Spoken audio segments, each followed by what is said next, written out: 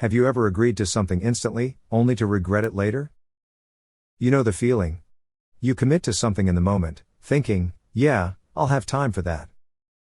But when the day arrives, you're overwhelmed, stressed, and wondering why you agreed in the first place.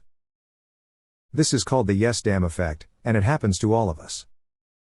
But why do we do this? And more importantly, how do we stop? Let's break it down. The yes damn effect happens because our brains trick us into thinking we'll have more time in future than we do now. Future me will feel more motivated and energetic, even though that's rarely true. Saying yes now is easier than dealing with the discomfort of saying no. A study by Gal Zoberman and John Lynch found that people consistently believe they'll have more free time next month than they do today. In reality, our schedules rarely loosen up and often get even busier.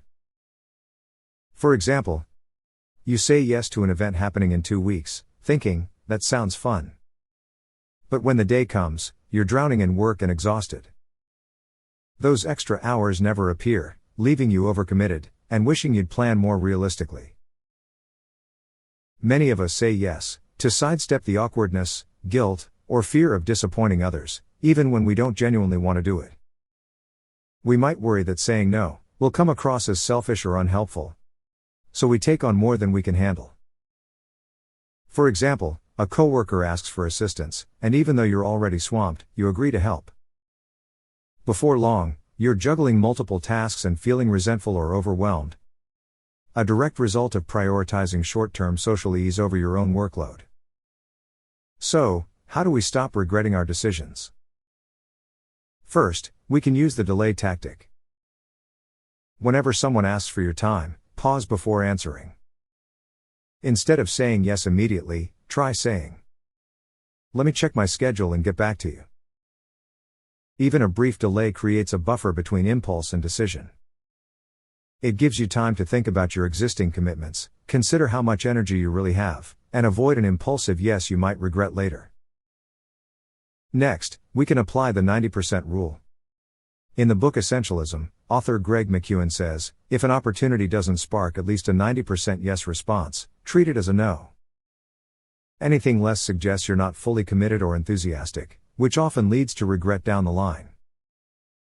For example, before saying yes, pause and ask, am I genuinely excited about this, or am I just agreeing out of habit? If it's not a near automatic yes, it's probably better to decline. Finally, ask yourself, if this was happening tomorrow, would I still say yes?